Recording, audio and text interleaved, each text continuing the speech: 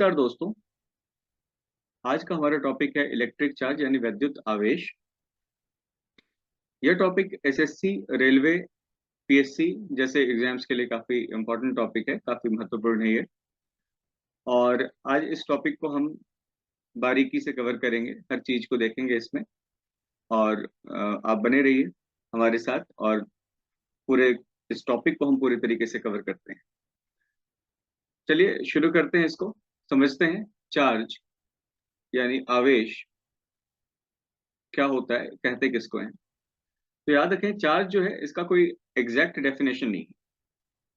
Charge को define करने के लिए हम ऐसी कामचलाऊ डेफिनेशन हमने बना रखा है इसका। हम बोल देते हैं कि चार्ज जो है, charge is fundamental property of a matter. ठीक है, यानी आवेश जो है, आवेश किसी पदार्थ का आधारभूत आधारभूत गुण है। ठीक है, किसी भी पदार्थ का आधारभूत गुण है। यानी चार्ज जो है वो हर एक मैटर में पाया जाता है, हर एक मैटर में प्रेजेंट होता है। ठीक है, और ये डिसाइड करता है कि मैटर जो है वो कैसा होगा, उसकी केमिकल प्रॉपर्टीज कैसी होंगी, इवन उसकी फिजिकल प्रॉपर्टी कैसी होगी, ये चार्ज पर डिपेंड करता है। साथ में चार्ज को हम एक और तरीके से डिफाइन करते हैं। हम कहते हैं कि charge is responsible for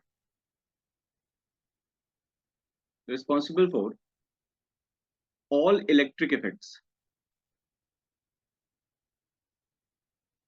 charge जो है वो हर तरह के इलेक्ट्रिक यानी विद्युत से संबंधित जितने भी प्रभाव होते हैं, उन सारे प्रभावों के लिए चार्ज जो है वो जिम्मेदार होता है। ठीक है, तो हम इसको लिख लेते हैं। आवेश वैद्युत प्रभावों प्रभावों के लिए जिम्मेदार होता है। ठीक है, यानी अगर बिना चार्ज के इलेक्ट्रिक इफेक्ट देखने को नहीं मिलेगा। इलेक्ट्रिक इफेक्ट क्या होता है, जैसे शॉक हो गया, है ना। बिजली का झटका जो लगता है वो इलेक्ट्रिक चार्ज की वजह से लगता है। केमिकल रिएक्शंस जो होते हैं वो चार्ज के वजह से होते हैं। कहीं भी किसी भी ऑब्जेक्ट के अगर आसपास इलेक्ट्रिक फील्ड है तो वो चार्ज के वजह से है। करंट का बनना, करंट का होना इलेक्ट्रिक करंट के वजह से, इलेक्ट्रिक चार्ज के वजह से होता है। तो चार्ज जो है वो इलेक्ट्रिक इफेक्ट के लिए रिस्पॉन्सिबल है पूरे तरीके से। अब देखते हैं कि चार्ज जो है वो कितने तरह के होते हैं। तो चार्ज जो है वो दो तरह के होते हैं। पॉजिटिव चार्ज और नेगेटिव चार्ज। पॉजिटिव चार्ज और नेगेटिव चार्ज। पॉजिटिव चार्ज मतलब धन आवेश। नेगेटिव चार्ज मीन्स ऋण आवेश। ये दो तरह के आवेश होते हैं। धन और आवेश ये दोनों नेचर में एक दूसरे के बिल्कुल अपोजिट होते हैं। इनके सारे गुण जो है वो एक दूसरे के बिल्कुल अपोजिट मिलेंगे, आप उल्टे मिलेंगे सारे। ठीक है, तो ये तो दो टाइप हो गए इसके। इसके बारे में हम डिटेल से और आगे बढ़ेंगे। पहले जानते हैं थोड़ी सी इसकी हिस्ट्री कि ये चार्ज जो है उसका कॉन्सेप्ट आया कहाँ से। तो याद रखिएगा, ग्रीस में एक फिलोसोफर हुआ करते थे, थेल्स। ठीक है, आपने नाम सुना होगा, मैथ्स में भी इनका नाम आता है। तो इन्होंने 600 BCE में, बिफोर क्राइस्ट 600 में, इन्होंने क्या किया था, एक ऑब्जर्वेशन था इनका, एक चीज इन्होंने देखा था। इन्होंने देखा क्या कि एक एम्बर, एम्बर यानी एक पदार्थ होता है, एक रेजिन लाइक मटेरियल है, हार्ड सॉलिड मटेरियल है ये। इसको कैट फर के साथ रब किया गया। कैट फर के साथ रब किया गया था, रगड़ा गया था कैट के फर के साथ, बिल्ली के फर, फर मतलब रोए के साथ इसको रगड़ा गया जब एम्बर को। तो देखा क्या गया कि एम्बर के पास एक ऐसा गुण आ जाता है, एक ऐसी प्रॉपर्टी आ जाती है कि ये छोटे छोटे जो ऑब्जेक्ट्स होते हैं ना, छोटे छोटे सामानों को अपनी तरफ अट्रैक्ट करना शुरू करता है, चीजों को अट्रैक्ट करना शुरू कर देता है। छोटी छोटी चीजों को अट्रैक्ट करने का मतलब क्या है, जैसे हेयर, इसको अट्रैक्ट करना शुरू करेगा, डस्ट यानी धूल को अट्रैक्ट करना शुरू कर देता है। तो ये गुण इसमें एम्बर में आ जाता है कब, जब ये कैट फर के साथ यानी बिल्ली के रोए के साथ इसको जब रगड़ा जाता है। तो ये जो ऑब्जर्वेशन थी, ये थोड़ा सा क्वेश्चन लाती है कि ये हुआ क्यों ऐसा।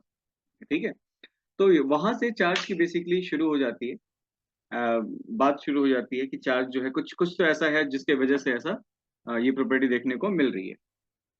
ठीक है, लेकिन बाद में, ये बात तो उस समय थी, उस समय तक इसकी सारी मिस्ट्री ओपन नहीं हुई थी। बाद में एक और साइंटिस्ट आए 18th सेंचुरी में। 18th सेंचुरी में एक और साइंटिस्ट आए जिनका नाम था बेंजामिन, आपने नाम सुना होगा, बेंजामिन फ्रैंकलिन।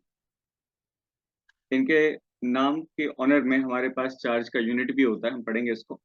तो बेंजामिन फ्रैंकलिन ने 18th सेंचुरी में एक बड़ा फेमस एक्सपेरिमेंट किया था, पता करने के लिए कि क्लाउड्स में क्या क्या ऐसा होता है जिसके वजह से क्लाउड्स में चमक होती है, बादलों में चमक क्यों आती है, बादल जो है गरजते क्यों हैं। तो इस चीज को पता करने के लिए उन्होंने एक पतंग उड़ाया था, एक काइट उड़ाया था जिसमें जिसके धागे में मेटल लगा हुआ था। और वहां से इन्हें पता चला था कि बादलों में क्या होता है, चार्ज होता है, और बादलों में चार्ज के होने की वजह से ये बादल जो है वो चमकते हैं, बिजली चमकती है बादलों में। ठीक है, और इन्होंने ही कंफर्म किया था कि चार्ज जो है वो दो टाइप होते हैं चार्ज के, यानी आवेश के दो प्रकार हैं, पॉजिटिव और नेगेटिव। ठीक है, इस एक्सपेरिमेंट को जो ग्रीस के लोगों ने किया था, हम अपने घरों में भी महसूस कर सकते हैं। हमारे साथ कई बार ऐसा होता है कि हम किसी सिंथेटिक पर्दे के आसपास से बार बार गुजर रहे होते हैं, तो एक समय के बाद देखने को मिलता है कि हमारे हाथ पैर के जो रोए होते हैं, जब हम पर्दे के आसपास से गुजरते हैं, तो वो उसकी तरफ अट्रैक्ट होना शुरू हो जाते हैं। ऐसा इसलिए होता है क्योंकि हम जब बार बार किसी जगह से पास कर रहे होते हैं, बार बार किसी ऑब्जेक्ट के साथ हमारा रगड़ना होता है, बार बार हम फ्रिक्शन करते हैं उसके साथ, तो फ्रिक्शन की वजह से किसी ऑब्जेक्ट पे क्या होता है, वो चार्ज डेवलप हो जाता है। ठीक है, तो चार्ज जो है उसके डेवलप होने का एक तरीका क्या है, जो पहले देखा गया था, फ्रिक्शन। फ्रिक्शन मतलब घर्षण। ठीक है, घर्षण की वजह से क्या होता है, चार्ज डेवलप हो जाता है। और चार्ज डेवलप जब हो गया, चार्ज जब आ गया, तो वो क्या करता है, छोटी मोटी चीजों को अपने अपनी तरफ अट्रैक्ट करना शुरू कर देता है। तो ये बड़ा क्या बोलते हैं इसको, फेमस और बहुत कॉमन सा इसका इफेक्ट है जो देखने को हमें चार्ज के लिए मिलता है। ठीक है, अब अगर हम बात करें तो एम्बर, ये जो हमने एक्सपेरिमेंट किया था, इसमें एक और चीज इंपॉर्टेंट है जो ग्रीस के लोगों ने किया था। इसमें है कि किस चीज को किस चीज के साथ रब किया जाए तो चार्ज का कौन सा टाइप डेवलप होता है। जैसे एम्बर को हमने कैट फर के साथ रब किया, कैट फर। एम्बर को हमने किसके साथ रब किया, कैट फर, यानी बिल्ली के रोए के साथ हमने एम्बर को रब किया है, उसको रगड़ा हमने। तो हमें देखने को मिला कि एम्बर के ऊपर जो चार्ज आया वो पॉजिटिव चार्ज था, और कैट फर पे जो चार्ज आ गया वो नेगेटिव चार्ज था। ठीक है, अब इस चीज को कंफर्म कैसे जाता है किसी भी ऑब्जेक्ट के ऊपर कौन सा चार्ज आ रहा है, तो इसके लिए डिवाइस आता है। ठीक है, to determine the nature of charge, nature of charge. Charge के नेचर के बारे में, यानी चार्ज के टाइप के बारे में अगर आपको जानना है, तो आपको क्या करना पड़ेगा, एक डिवाइस यूज करना है, उस डिवाइस का नाम होता है इलेक्ट्रोस्कोप। इलेक्ट्रोस्कोप, ये भी इंपॉर्टेंट है आपके लिए, अगर आपसे कोई पूछा जा सकता है कि चार्ज जो है वो चार्ज के नेचर को किससे पता किया जाता है, तो वो है आपके लिए इलेक्ट्रोस्कोप। तो एम्बर जो है उसके ऊपर पॉजिटिव चार्ज देखा गया, कैट फर के ऊपर क्या नेगेटिव चार्ज देखा गया। एक और चीज के साथ रब करते हैं एम्बर को, वो है सिल्क। ठीक है, रेशम के साथ अगर हम देखें, या फिर हम ऊन के साथ यानी वूल के साथ हम अगर इसको रब करते हैं एम्बर को, वूल और सिल्क के साथ, तो यहाँ पर भी हमें देखने को मिलता है क्या कि एम्बर के ऊपर पॉजिटिव चार्ज आ जाता है और वूल के ऊपर नेगेटिव चार्ज आ जाता है।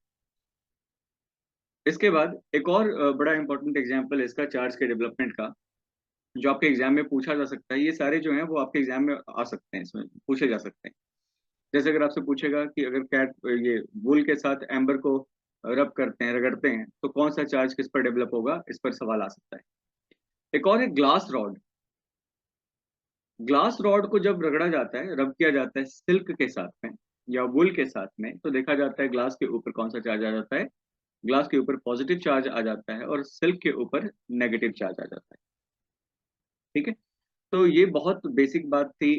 चार्ज को लेकर के हमने चार्ज की प्रॉपर्टी को लेकर के देखा, चार्ज के टाइप को लेकर के देखा कि दो तरह के चार्ज होते हैं।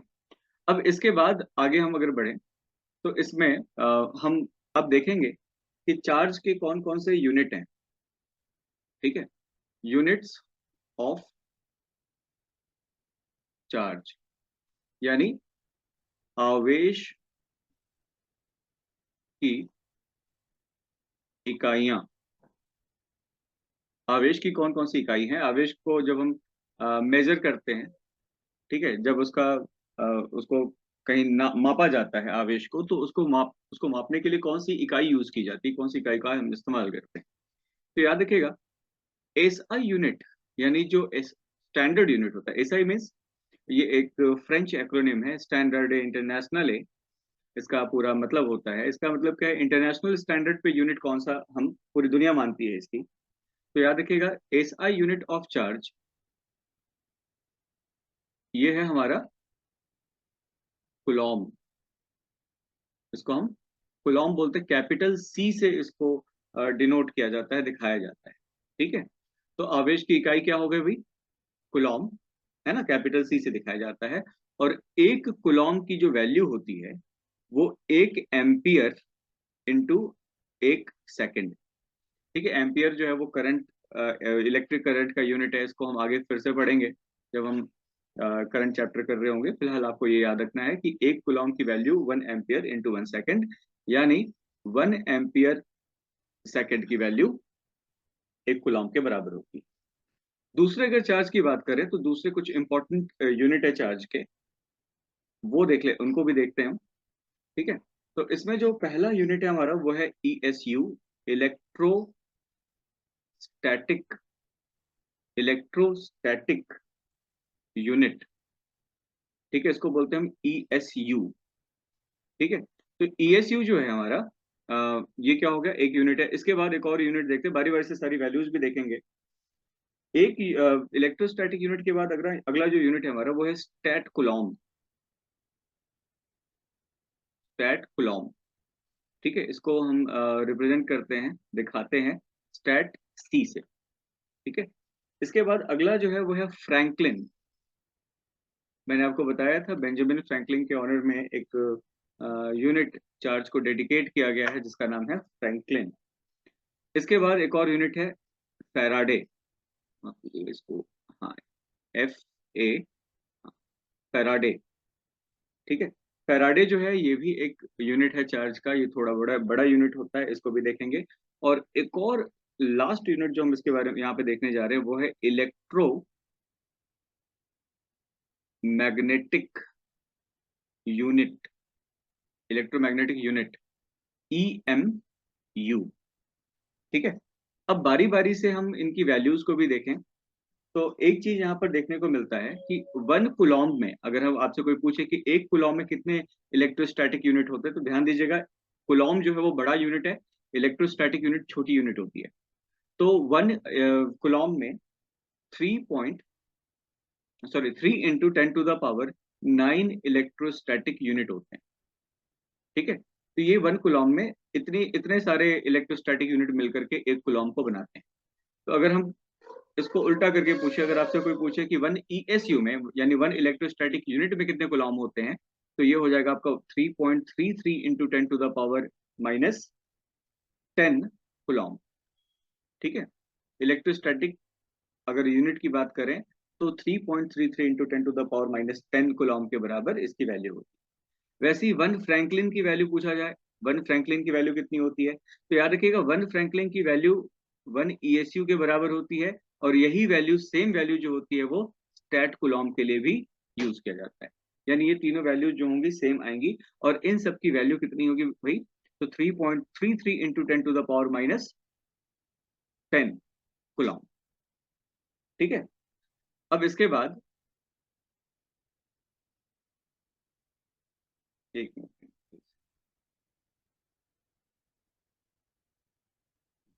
10 to the power -10 कूलम। ठीक है, अब अगर हम बात करें यहाँ पे कि 1 EMU की वैल्यू कितनी होती है। जैसे हमने ESU बात कर लिया, हमने बात कर ली स्टैट कूलॉम की, हमने बात कर ली फ्रैंकलिन की। अब हम बात करते हैं EMU, फिर पढ़ेंगे फैराडे को भी। तो 1 EMU जो है वो बड़ा यूनिट होता है। 1 EMU कूलॉम से बड़ा यूनिट है, 1 कूलॉम से बड़ा होता है। और याद रखिएगा 1 EMU 10 कूलॉम के बराबर होता है। 1 EMU 10 कूलॉम के बराबर आएगा, लगभग इतनी वैल्यू होती है इसकी। तो EMU भी हो गया। EMU के बाद हमारे पास बचा हुआ है फैराडे। फैराडे जो है वो भी एक बड़ा यूनिट है, ये भी, इसकी वैल्यू भी कूलॉम से काफी बड़ी होती है। जैसे 1 फैराडे की वैल्यू जो होती है वो होती है 96485 कूलॉम, यानी 96,485 कूलॉम 1 फैराडे के बराबर होता है, जिसको रफली हम 96,500 कूलॉम भी कह लेते हैं। तो आपसे यहाँ पे क्या सवाल पूछा जा सकता है? आपसे ये पूछा जा सकता है कि आपको 4 ऑप्शन देकर के पूछा जाएगा कि इनमें से कौन सा यूनिट कूलॉम से बड़ा यूनिट है, कौन सी वैल्यू कूलॉम से बड़ी होती है। तो आपके पास जवाब, अगर ऑप्शन में EMU है तो EMU, या फैराडे है तो फैराडे, दोनों तो देंगे नहीं कभी, क्योंकि दोनों यूनिट बड़े हैं। और अगर आपसे कोई पूछ दे सबसे बड़ा यूनिट कौन सा है, तो उसमें अगर EMU भी है फैराडे भी है, तो आप जानते हैं फैराडे जो है वो सबसे बड़ा यूनिट है। इसकी वैल्यू 96,485 एग्जैक्टली अगर दे रखा है, अगर नहीं तो 96,500 कूलॉम भी हम कहते हैं। ठीक है, तो इसके बाद अगर हम बात करें, यहाँ तक तो हमने यूनिट की बात कर ली, यानी चार्ज की मेजरमेंट हम इन सारे यूनिट्स में करते हैं। अगर आपको कहीं भी चार्ज दिया जाएगा तो आपको इनमें से किसी यूनिट में दिया जाता है। और आप पहचान भी सकते हैं इनको बड़े आसानी से। कहीं भी कूलॉम में अगर कुछ लिखा है, इलेक्ट्रोस्टैटिक्स यूनिट में लिखा है, स्टैट कूलॉम में है, फ्रैंकलिन या EMU में लिखा है, तो आपको समझना है कि वहां पर चार्ज की बात हो रही है। अब इसके बाद अगर हम आगे बढ़ें तो हमें जानना है कि सबसे छोटा इंडिपेंडेंट पार्टिकल कौन सा है चार्ज के लिए। या हम बात करें कि किसी भी मैटर में अगर चार्ज की शुरुआत होती है तो कहाँ से होती है। तो बेसिकली अगर देखा जाए तो सबसे छोटे चार्ज पार्टिकल में हमारे पास जो है, जो इंडिपेंडेंटली एग्जिस्ट कर सकता है, वो है चार्ज। वो चार्ज है आपका इलेक्ट्रॉन। ठीक है, इलेक्ट्रॉन। इलेक्ट्रॉन को हम E के ऊपर माइनस रख करके दिखाते हैं। और याद रखिएगा एक इलेक्ट्रॉन की वैल्यू जो कि बहुत इंपॉर्टेंट है आपके लिए, ध्यान दीजिएगा इस पर, वो होती है -1.6021766 into 10 to the power -19 Coulomb. इतनी वैल्यू होती है इलेक्ट्रॉन की, जिसको रफली आप -1.6 into 10 to the power -19 Coulomb भी कह सकते हैं। यहाँ ध्यान देना है कि नेगेटिव का मतलब यहाँ पर वैल्यू छोटी है ऐसा नहीं है। नेगेटिव का मतलब यहाँ पर होता है कि चार्ज का नेचर नेगेटिव है। इलेक्ट्रॉन जो है वो नेगेटिवली चार्ज पार्टिकल है, यानी इसके पास जो चार्ज होगा, इसके ऊपर जो चार्ज होता है उसका नेचर जो है वो ऋणात्मक होता है, धनात्मक नहीं होता। अब इसके बारे में हम और जानते हैं, इलेक्ट्रॉन के बारे में कुछ इंपॉर्टेंट फैक्ट्स है जो आपको जानना होगा। याद रखिएगा, इसका मास कितना होता है। तो एक इलेक्ट्रॉन का mass of an electron, mass of an electron को मैं हिंदी में लिख देता हूँ। इसको बोलते हैं हम इलेक्ट्रॉन इलेक्ट्रॉन का आवेश, सॉरी आवेश नहीं, द्रव्यमान। यहाँ पे मास की बात कर रहे हैं ना, द्रव्यमान कितना होता है, द्रव्यमान कितना है यानी इसका मास कितना है। तो मास ऑफ इलेक्ट्रॉन को हम ME लिखते हैं और इसकी वैल्यू होती है 9.109 into 10 to the power -31 kg। अगर किलोग्राम में बोलेंगे तो पावर में -31 आएगा। अगर इसी को आप ग्राम में बताना चाहते हैं तो 9.109 into 10 to the power minus 27 kg आप लिखेंगे। ठीक है, तो ये जो वैल्यू हो गई आपकी ये आपके सॉरी केजी नहीं, यहाँ पे ग्राम लिखेंगे हम। तो ये जो है वो मास ऑफ इलेक्ट्रॉन आ गया ग्राम में। अब इसके बाद और भी कई फैक्ट्स हैं जो इलेक्ट्रॉन से जुड़े हुए हैं, इनको भी देख लेते हैं। जैसे इलेक्ट्रॉन की डिस्कवरी किसने की थी, इलेक्ट्रॉन को ढूंढा किसने था? तो याद रखिएगा, इलेक्ट्रॉन को डिस्कवर किया गया था 30 अप्रैल, 30 अप्रैल को 1897 में। एक साइंटिस्ट थे जिनका नाम था J J Thomson, Joseph John Thomson नाम था इनका पूरा, थॉमसन एन। ठीक है, तो इन्होंने 30 अप्रैल 1897 को इलेक्ट्रॉन को डिस्कवर किया था। एक एक्सपेरिमेंट बोलते हैं जिसको बोलते हैं cathode ray experiment. Cathode ray experiment में इन्होंने इलेक्ट्रॉन को डिस्कवर किया था, जे जे थॉमसन ने। ठीक है, तो यहाँ पर हमने देखा कि इलेक्ट्रॉन से रिलेटेड, इलेक्ट्रॉन से जुड़ी हुई जो जानकारी थी हमने यहाँ पे देख लिया इसको। और अब इसके बाद हम आगे बढ़ते हैं। हमने नेगेटिव चार्ज को देख लिया, तो अब हम पॉजिटिव चार्ज को भी देखने जा रहे हैं। तो दूसरा जो चार्ज हम देखने जा रहे हैं, जो काफी छोटा चार्ज है, वो है सबसे छोटा पॉजिटिव चार्ज, हम बोलते हैं प्रोटॉन को, जो इंडिपेंडेंटली एग्जिस्ट कर सकता है, वो अकेले भी रह सकता है। ठीक है, तो प्रोटॉन के ऊपर कितना चार्ज होता है? तो प्रोटॉन के ऊपर जो चार्ज होगा ये सेम होता है जितना कि एक इलेक्ट्रॉन के ऊपर ऊपर होता है। प्रोटॉन को हम पी से दिखाते हैं, पी के ऊपर पॉजिटिव भी हम लाकर दिखाते हैं। तो पॉजिटिव यानी प्रोटॉन के ऊपर कितना चार्ज है, सेम चार्ज जो आपने इलेक्ट्रॉन के लिए लिखा था यहाँ पर भी उतना ही होगा, यानी 1.602 approximate 10 to the power minus 19 coulomb. ठीक है, तो अगर हम बात करें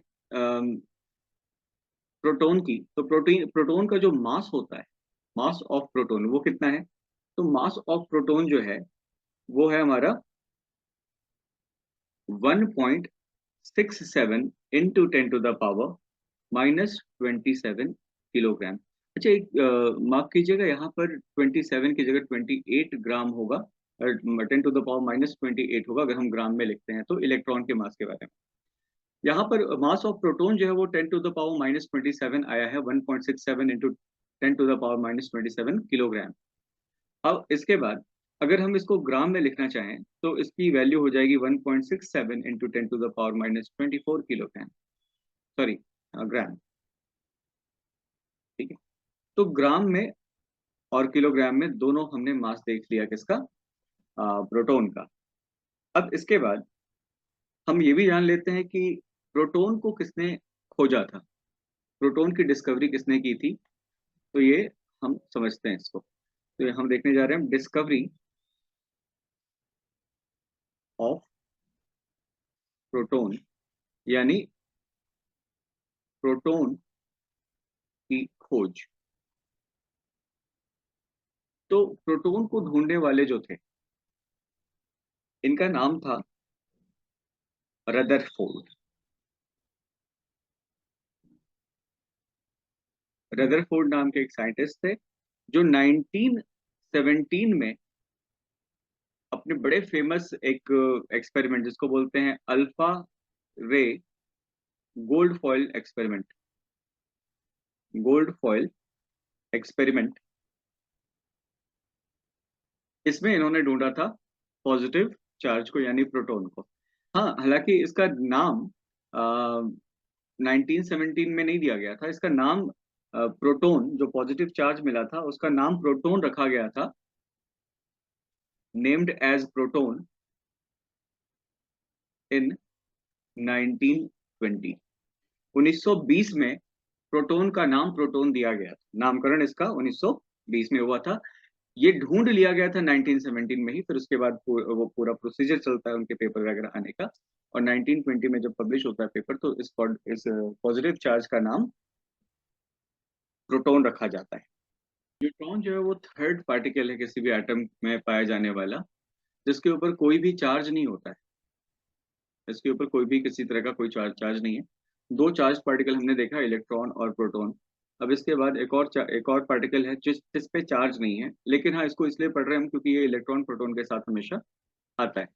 तो मास ऑफ, अगर आपसे कोई पूछे न्यूट्रॉन कितना होता है, देखिए इसके ऊपर चार्ज तो कुछ भी नहीं है, लेकिन इसका मास जो है वो लगभग लगभग प्रोटॉन के बराबर ही आ जाता है। इसका मास होता है 1.6749 इंटू 10⁻⁻27 kg, या फिर अगर हम इसको ग्राम में बोले 1.6749 इंटू 10⁻⁻24 ग्राम, तो मास ऑफ न्यूट्रॉन। अच्छा, इसमें इनके डिस्कवरर जो थे, जो इन्होंने खोज किया था, उनको भी जान लेते हैं।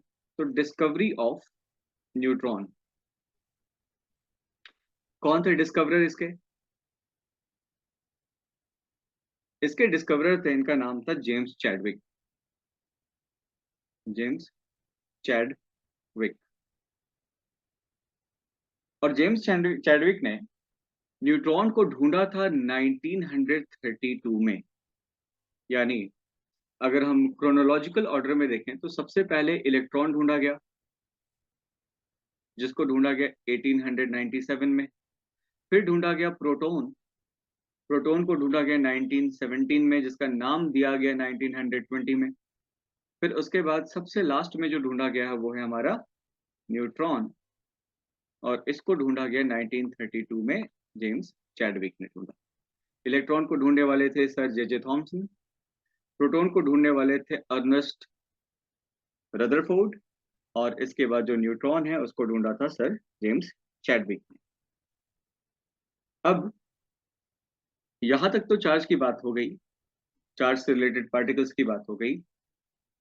अभी तक ये माना जाता था कि इलेक्ट्रॉन्स जो होते हैं वो सबसे छोटे इंडिपेंडेंट एग्जिस्ट करने वाले चार्ज होते हैं, इलेक्ट्रॉन और प्रोटॉन।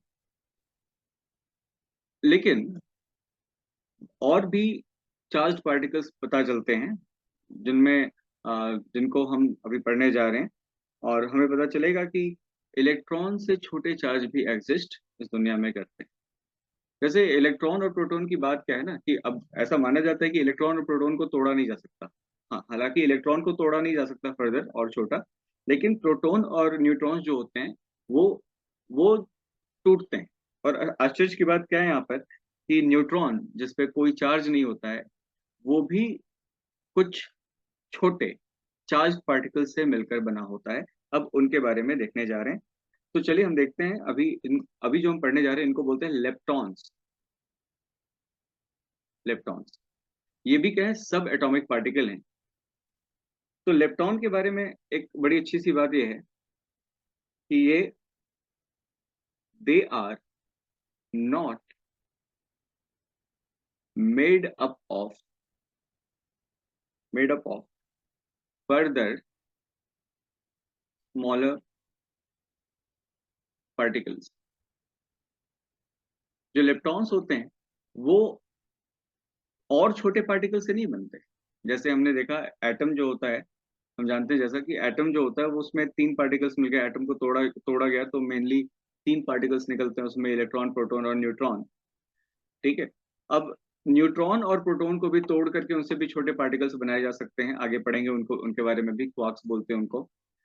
अब यहाँ पे कुछ ऐसे पार्टिकल्स भी होते हैं जिनको आप फर्दर, यानी आगे आप और छोटे पार्टिकल में नहीं तोड़ सकते। तो हम यहाँ पे इसको लिख लेते हैं कि लेप्टॉन्स जो होते हैं, लेप्टॉन्स जो हैं, लेप्टॉन को और छोटे कणों में विभाजित नहीं किया जा सकता है।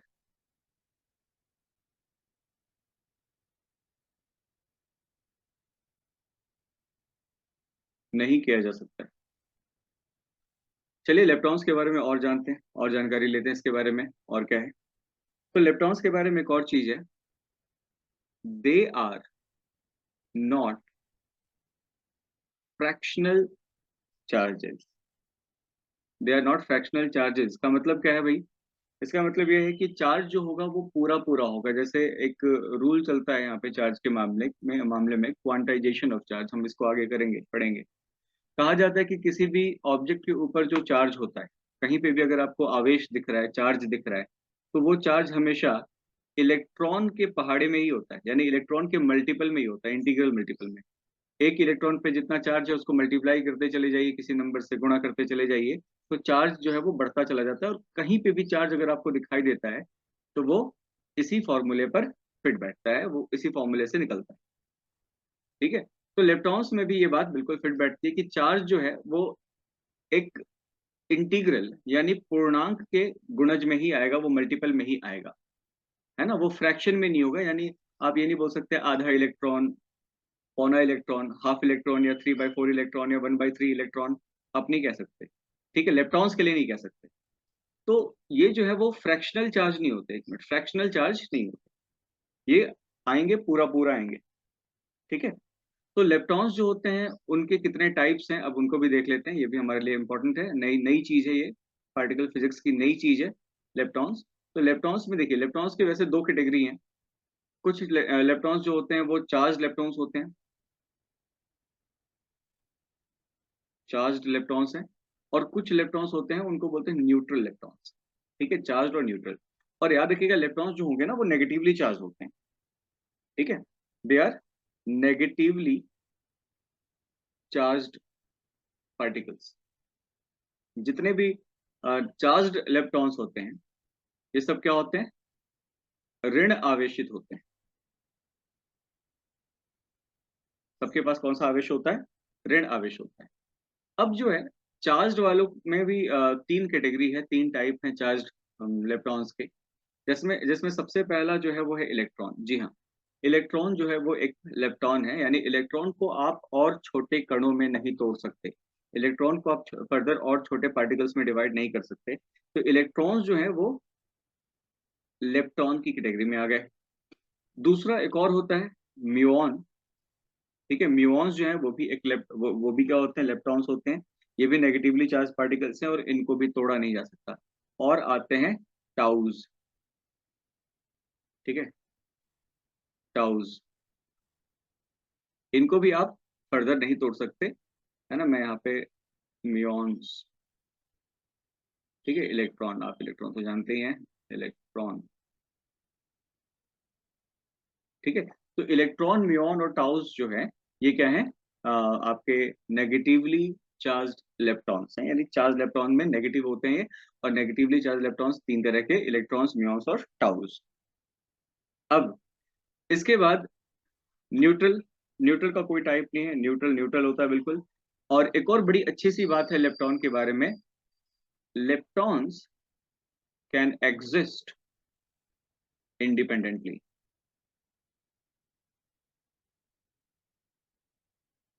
leptons कैन एग्जिस्ट इंडिपेंडेंटली, यानी leptons जो होते हैं, leptons स्वतंत्र रूप में रह सकते हैं। स्वतंत्र रूप में रह सकते हैं का मतलब क्या है कि इनको जरूरी नहीं है कि वो आपस में जुड़ के रहें, आपस में मिल के रहें, या आपस में एक दूसरे को अट्रैक्ट करके एक साथ चिपक कर रहें। वो आपको अकेले भी मिल सकते हैं, इलेक्ट्रॉन्स की एक खास बात होती है।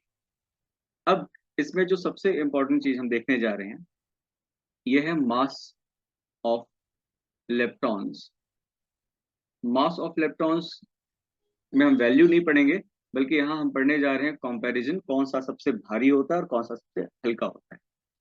तो याद रखिएगा, तीनों इलेक्ट्रॉन में अगर नेगेटिवली चार्ज इलेक्ट्रॉन की बात करें तो इनमें जो है सबसे भारी होता है वो होता है टाउज। ठीक है, टाउ का द्रव्यमान सबसे ज्यादा होता है। उसके बाद म्यूऑन का द्रव्यमान आता है, म्यूऑन्स जो होते हैं वो भारी होते हैं।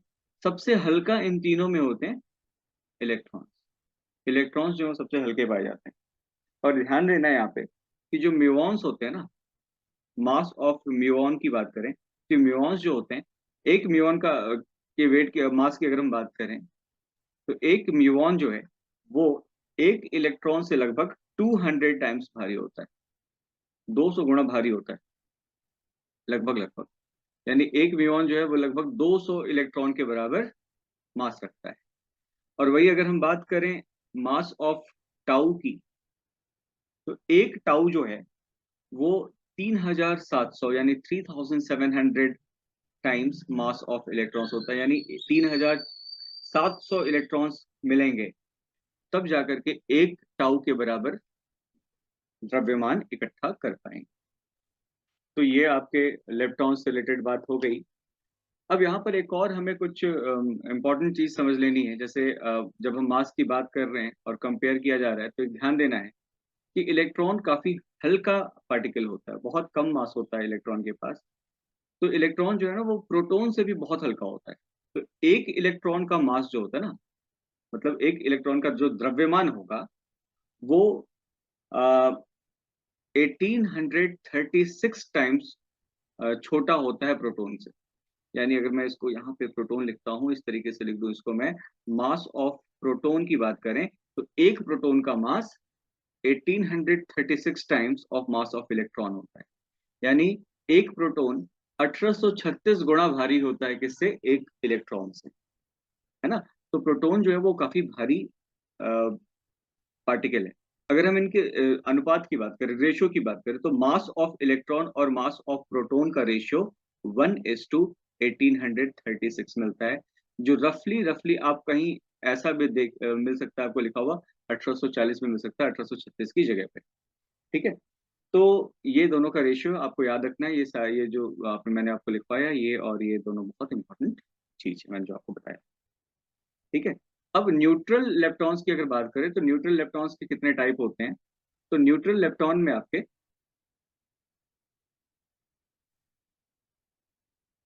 न्यूट्रल लेप्टॉन के भी 3 टाइप होते हैं। इसमें पहला टाइप है आपका इलेक्ट्रॉन न्यूट्रिनो। दूसरा होता है आपका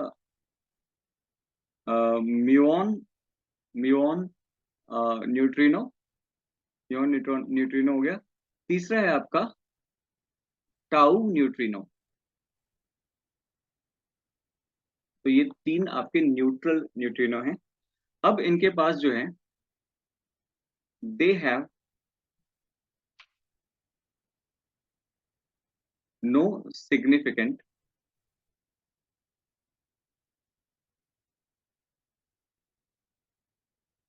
चार्ज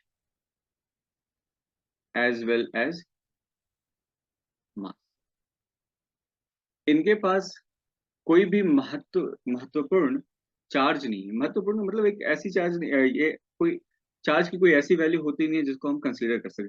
कंसिडरेबल चार्ज नहीं होता इनके पास कुछ भी। ये जीरो चार्ज वाले ऑब्जेक्ट।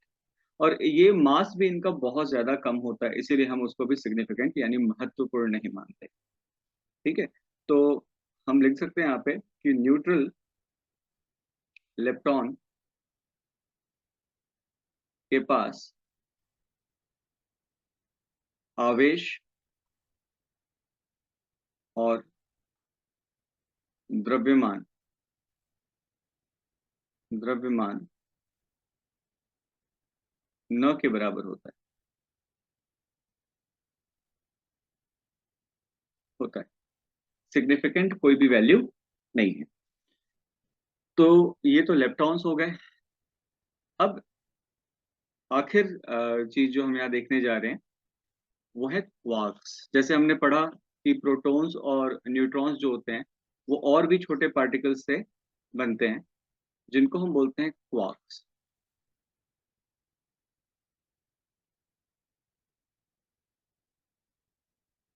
क्वार्क्स। ठीक है। तो क्वार्क्स को देखते हैं। सबसे पहली बात क्या कि प्रोटॉन्स एंड न्यूट्रॉन्स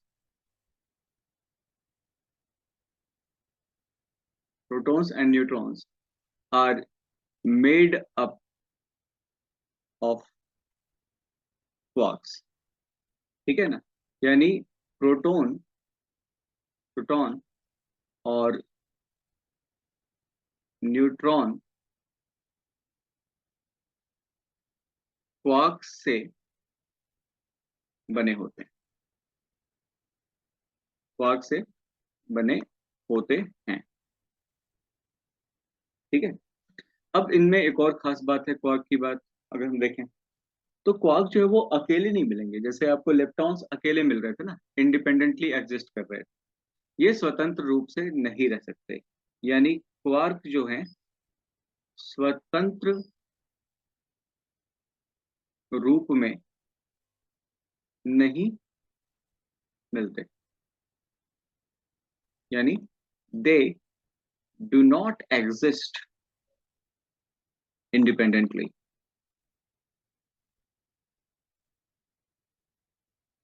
आपको अकेले नहीं मिलेंगे क्वार्क्स। क्वार्क्स जब भी मिलेंगे किसी के साथ जुड़े हुए मिलेंगे, किसी के साथ कंबाइंड फॉर्म में आपको मिलते है ना। अकेले एग्जिस्ट नहीं करना मतलब ये स्वतंत्र रूप से आपको नहीं मिलेंगे। अकेले आप कहीं क्वार्क ढूंढने चले जाएंगे तो आपको क्वार्क अकेले नहीं मिलेंगे। ठीक। अब अगर आप इसकी बात और आगे करें तो इसके ऊपर चार्ज को अगर देखा जाए तो they have fractional charge. They have fractional charge. जैसे इलेक्ट्रॉन में आपने देखा था कि इलेक्ट्रॉन इलेक्ट्रॉन के ऊपर फ्रैक्शनल चार्ज नहीं होता। यानी अच्छा, इलेक्ट्रॉन को अगर बेस बना लें तो ऐसा नहीं है, इलेक्ट्रॉन्स जो है वो पूरे इलेक्ट्रॉन के मल्टीपल में मिलेंगे चार्ज आपको। लेकिन यहाँ पर क्या है कि इलेक्ट्रॉन का आधा जितना चार्ज होता है, 1/3 चार्ज, 2/3 चार्ज, यानी फ्रैक्शन में, फ्रैक्शन 1/2, 3/4, 2/3, इन सारे फॉर्म में भी आपको चार्ज मिल जाते हैं। तो अगर हम बात करें तो क्वार्क्स जो हैं चार्ज के बेसिस पे इनके दो टाइप हो जाते हैं। क्वार्क्स दो तरह के होंगे, पॉजिटिव और नेगेटिव, दो तरह के क्वार्क्स हो जाएंगे। और यहाँ पे जो फ्रैक्शनल चार्ज की बात आ रही थी वो भी यहाँ पे दिखाई देगा। जो पॉजिटिव क्वार्क होता है इसकी वैल्यू होती है 2/3 ऑफ चार्ज ऑफ इलेक्ट्रॉन। यानी इलेक्ट्रॉन के ऊपर जितना चार्ज होता है उसका 2/3 हिस्सा, 2/3 पार्ट पॉजिटिव चार्ज के पास होता है। ठीक है। पॉजिटिव क्वार्क के पास 2/3 पार्ट चार्ज होता है जितना एक इलेक्ट्रॉन के ऊपर होता है उसके। अब नेगेटिव क्वार्क की बात करें तो नेगेटिव चार्ज के पास 1/3 पार्ट ऑफ इलेक्ट्रॉन होता है। यानी इलेक्ट्रॉन का जितना भी चार्ज होगा उसका 1/3 हिस्सा नेगेटिव क्वार्क के पास होता है। तो ये चार्ज से रिलेटेड जितने भी इंपॉर्टेंट पॉइंट्स थे, जो बेसिक पॉइंट्स थे, वो हमने आज कवर किया। आज बस इसको इतना ही रखेंगे। अगली क्लास में हम लोग और भी चार्ज से रिलेटेड लॉज और बारीकियों को समझेंगे, जिसमें हम कूलॉम्स लॉ और इलेक्ट्रोस्टैटिक फोर्स ऑफ अट्रैक्शन वगैरह को भी समझेंगे। वोल्टेज क्या होता है, पोटेंशियल एनर्जी क्या होती है, इन सारे को भी हम समझेंगे। बहुत बहुत धन्यवाद आपका।